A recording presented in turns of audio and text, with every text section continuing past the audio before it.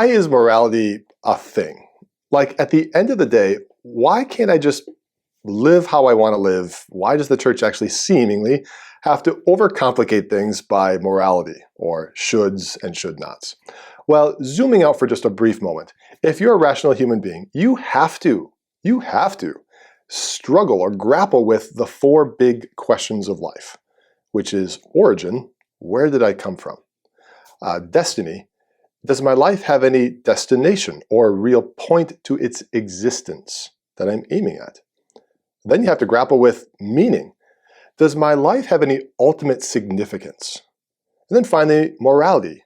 If I do have a destination or a destiny, is there a way to live such that I reach that destiny and actually reach a certain kind of human flourishing? So you don't have to be Christian or Catholic to ask these questions. Just by being human, you have to answer these. Christian Catholicism offers the most comprehensive and insightful integrating answers to these four questions. Origin. We're actually not accidents or mere products of a biological cycle.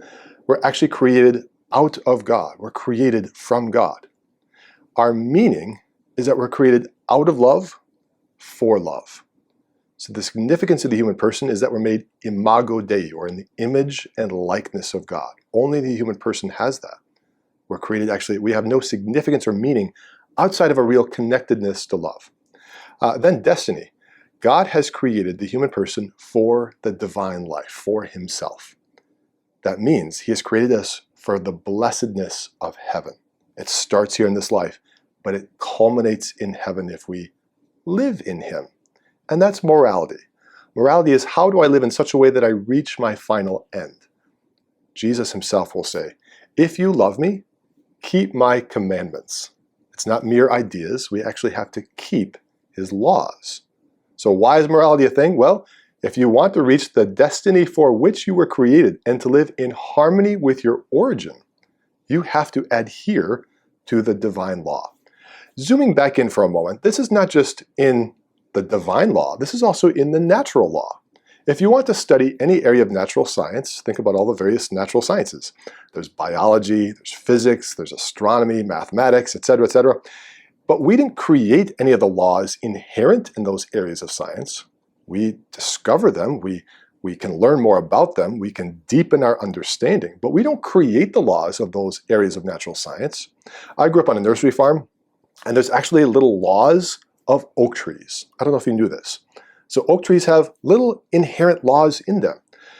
So if you wanted to plant an oak tree and you want that oak tree to flourish, you actually have to respect and adhere to the little laws that make an oak tree an oak tree.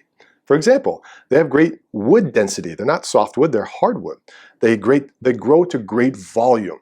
They also are long lasting. They take a long time to grow. These are all little laws. So if you want an oak tree to flourish, you're going to understand those laws and then integrate them into your understanding of, well, if I wanted a good oak tree, I'm going to respect those laws so that it actually reaches its destiny.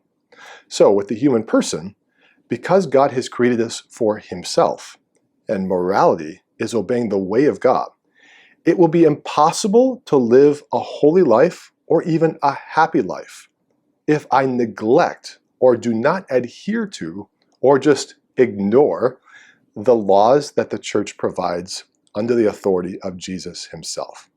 So if you want to live a deeply disharmonious and unhappy, sad life, go your own way. Make up your own way to live.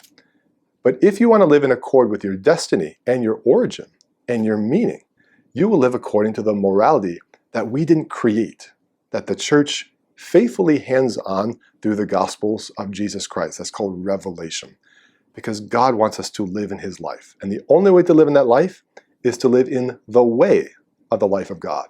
And that's morality. God bless you.